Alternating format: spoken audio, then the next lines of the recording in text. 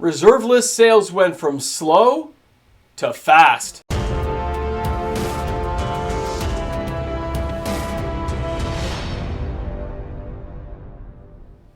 A good deal here, a good deal there, and before you know it, people are spending a lot of money.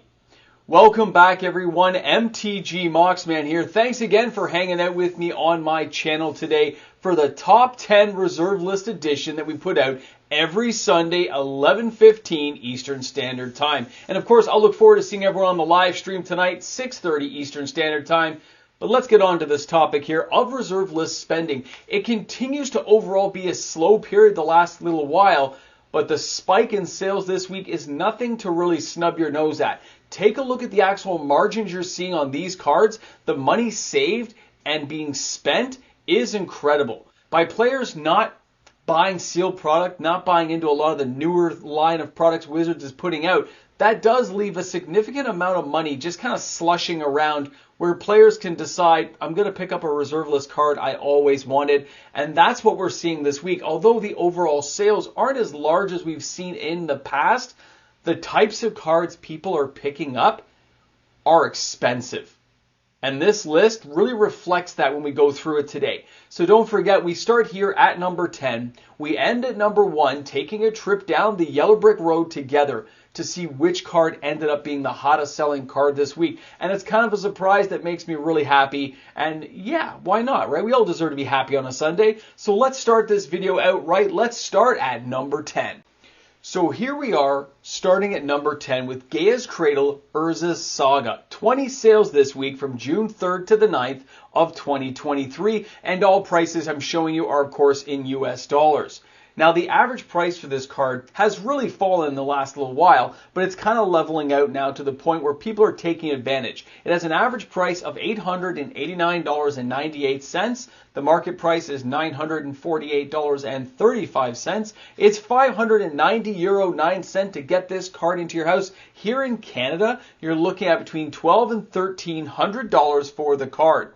Now, this is one of the most sought-after cards you can get for green and in Commander, of course. It does see play in other formats, but this is the card people want to get their hands on when they're building a green deck. It's like the be-all, end-all. You're like, I just want to own that land. I myself had to save a very long time to get one. I look at this card as that centerpiece that you just get to enjoy. The artwork is just amazing. Mark did a good job. I look at this and I see that price and I see the falling and I go, I paid like $14.50 Canadian. If I'd bought it now, from the highs of 2021, I would have saved like $350 to $400. And apparently a lot of you agree with me because the copies being bought, it always kind of tells me what people are buying. In this case, we had a whole smattering from near mint all the way through to heavily played, which means they're only spending like 400 and change. People are buying the card because they want it, and some people are probably speculating on the value of this card. So always keep that in mind. When you see tons of near mint moving the market, it's one of those things that lets you know that people might be speculating for the future and just taking advantage of a good deal. Great card. Let's go ahead and check out number 9 this week, and that's Mudslide from Ice Age. Now, this card has seen upticks in the past. It's been as high as like that $12, $13 mark. It's really come back down. I mean, Ice Age cards, it's hard to make them hold value with the large print run. But people buying this one are actually going after near mint, and it makes sense. At this cheap of a price point, you of course are going to go for near mint. It's only a couple of bucks a card. Now, Mudslide is a 1 red, 2 generic enchantment. Creatures without flying do not untap during their controller's untap phase. At the end of his or her upkeep, each player may pay an additional 2 per creature to untap that creature without flying that he or she controls. Interesting for anything that's on the ground. And of course, I use this in a combo deck with Gravity Sphere to force all the creatures on the ground, making people pay tons of mana to untap stuff. And of course, I have no creatures in that commander deck. It's a lot of fun.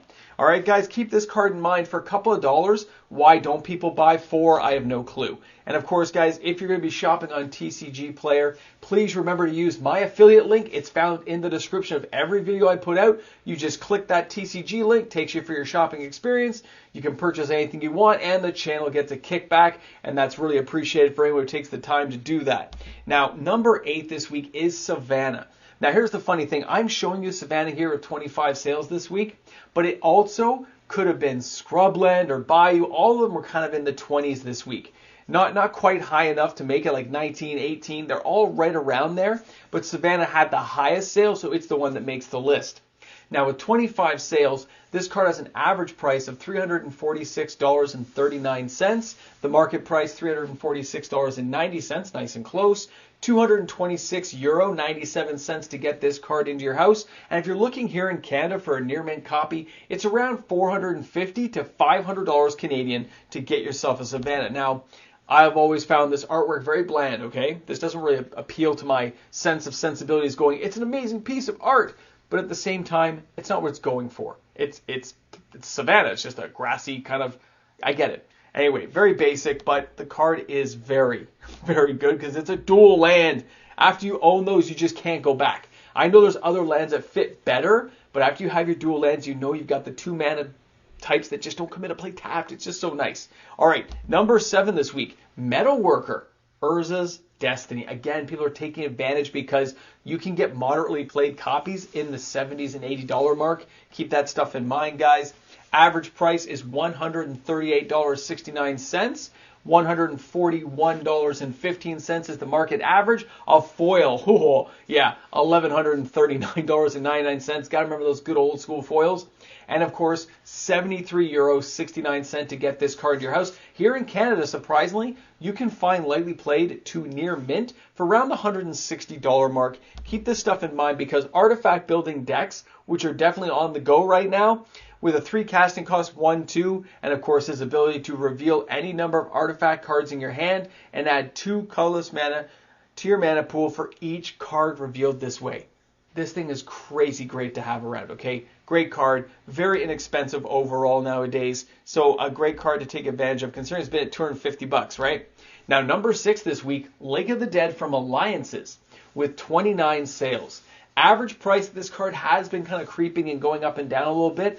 I thought it was going to drop into the high 80s. It hasn't been there for a while, and it's probably not going back at this point. People are taking advantage of the price point and picking this card up. Average price is $100.66. Market price is $99.96. €65 even to get this card into your house. And here in Canada, it's around $130 Canadian. Makes perfect sense with our exchange rate. I get it. Moderately played copies you can find for around the $70 mark. And if you're looking for heavily played, they're around $55. All right, guys, let's go ahead. Oh, I'll get a close look at the card. I almost skipped by this. My apologies, everyone. Lake of the Dead. Never, ever going to get over this artwork. It's just breathtaking. When Lake of the Dead comes into play, sacrifice a swamp or bury Lake of the Dead. Add 1 black mana to your mana pool. So that's a basic ability, but you can also tap and sacrifice a swamp to add 4 to your mana pool. And of course, ways of untapping this card and getting land back from the graveyard means you can get tons of mana. Just an amazing piece. Amazing piece. I use it in my Eldrazi decks. Now, number 5 this week is Sliver Queen from Stronghold. 31 sales this week. And again, look at the cards we're talking about. Look at this list this week. The sales may be lower, but the price point is so much higher for these cards. Average price, $329 even. The market price, $324.28. €167.52 to get this card into your house. And of course, Commander Masters. That's what it's all about, guys. That's why this card is being jacked up and why everyone's so excited, because it's the only sliver on the reserve list and people want to have the Sliver Queen. So the Sliver Queen counts as a sliver. It is 2 generic mana and just tap the land, but you can do as many times as you want. Put a sliver token into play. Treat this token as a 1/1 colorless creature. And of course, it's a sliver. This makes perfect sense. An amazing card that everyone would want to have. I wish people had bought it 6 months ago, but I understand. Not everyone has the forethought to think that way and take advantage of a good deal. All right, guys, let's get down and check out number 4 this week, and that is Feldegriff. Back on the list with 35 sales from Alliances. Remember when Rudy at Alpha Investments bought that large position he bought from one of the people on the channel, picked them all up, added them to his collection, and it spiked the market. Well, it's been coming down basically ever since, and we're back to where we almost should be, right? 35 sales this week. Average price tag is $13.70. The market price is $13.69. €7.46 to get this card in your house. $20 here in Canada. Pretty high, but still, I understand. The Feldegriff is 1 green, 1 blue, 1 white, and 1 generic for a 4/4. We actually used to use this card quite a bit. It was kind of silly, but it did see play back in the 90s. Now, you can pay 1 white, flying till end of turn, target opponent gains 2 life. That was kind of silly, although in Commander it can be kind of fun. 1 blue, return Feldegriff to owner's hand. Target opponent may draw a card, interesting ability. And then 1 green, trample until end of turn, put a hippo token into play under target opponent's control. Treat this as a 1/1 green creature. This was a fun card.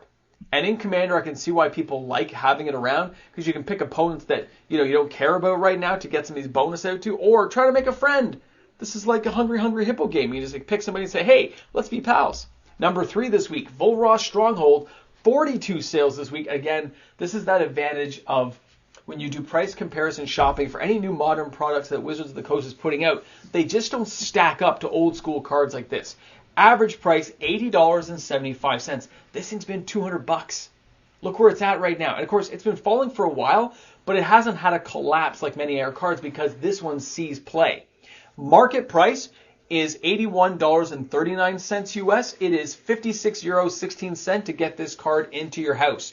This is just a keeper of a card, okay, guys? You only have to really have one, but I can understand why people would want to have multiple copies of this card for future speculation, as well as possibly multiple Commander decks that are using black. Love this card, and I myself only own 3, but eventually I'm going to pick up a 4th one. The price is definitely like a Price is Right type thing. Now, number 2 this week is Rock Basilisk from Mirage. There's no reason this card should be here. We did a mini buyout that didn't happen. It was on my wheel for our thing we do on the weekends, but it never came up, but people bought it anyway. So it had 74 sales. The card has an average price of like 40 cents when you're buying it online on TCG Player. Here it shows an average of $1. The market price is 95 cents, and it's €1.21 to get this card in your house. Here in Canada, it's like $1.50. Now, anyone who hasn't seen this card before, take a closer look at it. For back in the day, it was a pretty powerful card because it's 1 green, 1 red, and 4 other, which was a pretty heavy mana cost, but it's a 4/5. And it says whenever Rock Basilisk attacks or is blocked by a non-wall creature, destroy that creature into combat. It has Death Touch. But at the time, there wasn't that many big creatures like this that existed. So this was a pretty cool card. The artwork is amazing. And there are ways of getting this thing out with sneak attack and stuff. It just doesn't make a lot of sense as a card of the future. This is just a card you might appreciate the artwork for. Go for a near mint copy, spend $1. Have a good time doing it. Now we're going to get down to the number 1 card. The card you've all been waiting for. And you know what?